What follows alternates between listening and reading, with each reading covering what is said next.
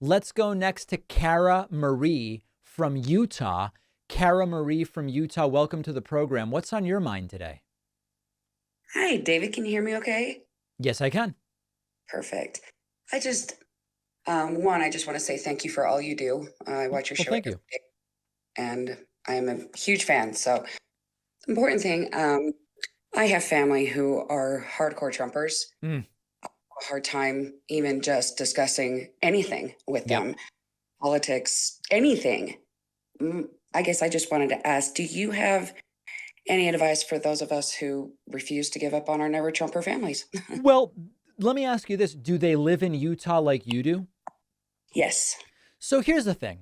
The stakes are a little different because this election, like almost all of them recently, is going to come down almost certainly to under 500,000 votes in a handful of states. And Utah is not one of those states. Okay.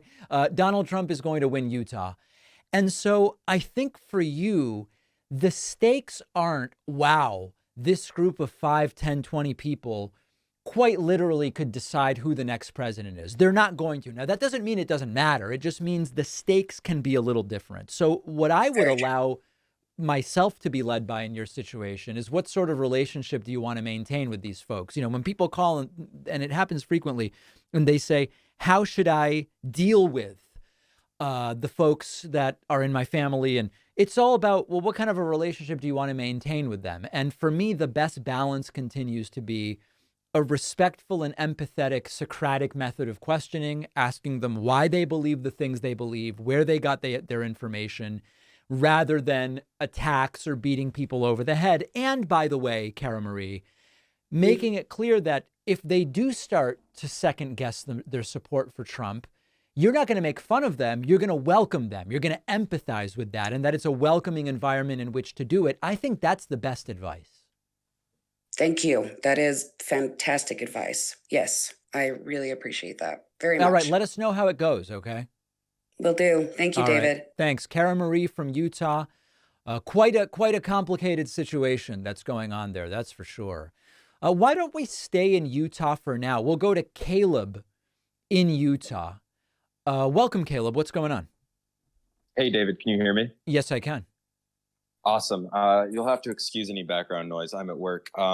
You're not like running a I just, lathe or anything, are you? no, I'm not. So we Good. don't have that issue. Excellent. So I recently saw your segment about how Biden raised I don't remember the exact amount of money he raised after the State of the Union, Well, it was, I but think, 10 million bucks in the 24 hours after it. And then I think his February fundraising in total was 53 million, which was before the State of the Union, but still like explosive numbers.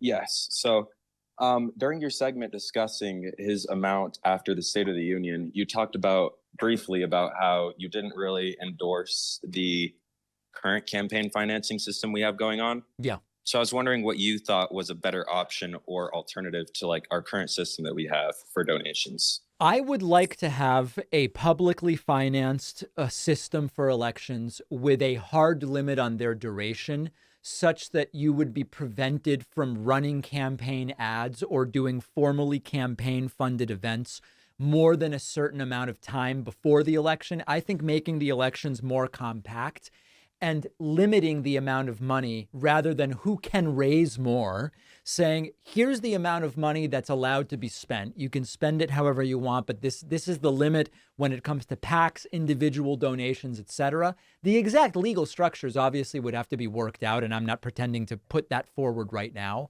But Yeah. that's what I would like. And you know, whenever we do those fundraising numbers, they're very interesting in that they work as a proxy to understand voter enthusiasm, but at the same time, it's a completely broken system. So that's why I'm always so conflicted when I do those segments. But I think we've got to limit how long the elections can be. We need public financing. We got to get the super PACs out. Obviously, Citizens United was a disaster, but at this point, I think we need a total rework. The idea of just cancel Citizens United is sort of like cancel Obamacare. It's here. It's part of the infrastructure we have. We really got to rebuild this thing from the ground up. Okay, awesome. Thank you. I think that that answered my question. All right, Caleb from Utah. Great to hear from you. Very much appreciate it.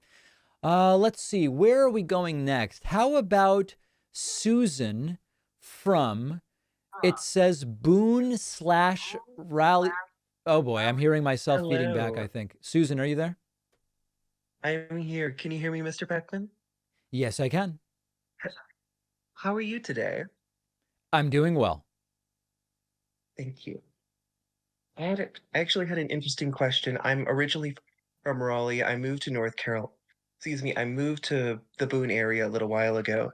I had a question about something that I was thinking about.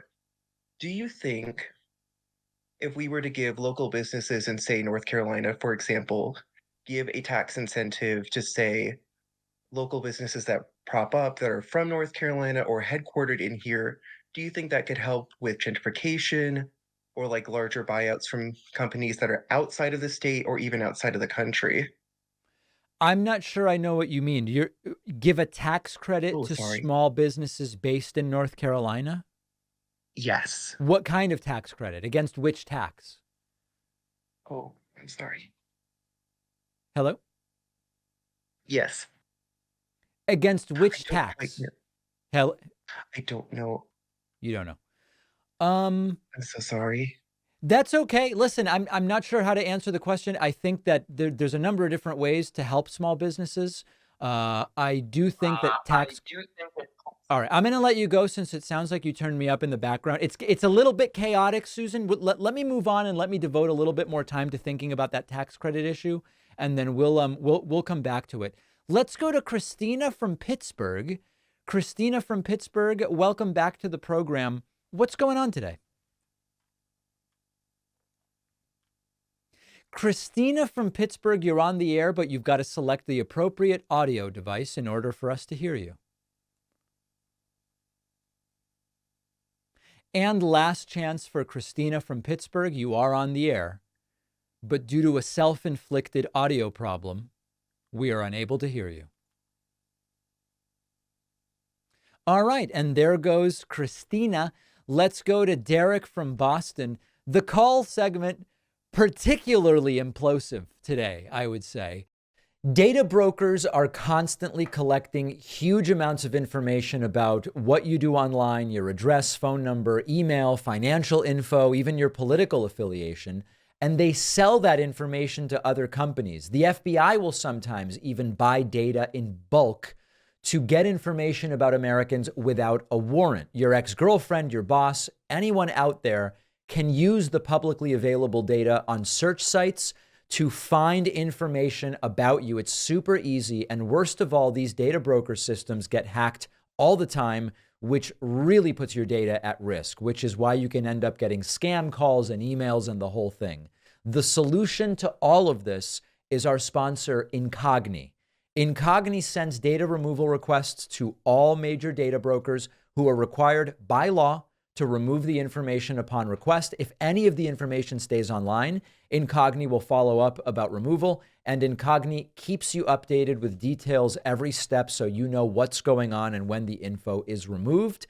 What Incogni can accomplish is amazing. I use it myself. Go to incogni.com/Pacman and you'll get 60% off with the code Pacman. The link is down below.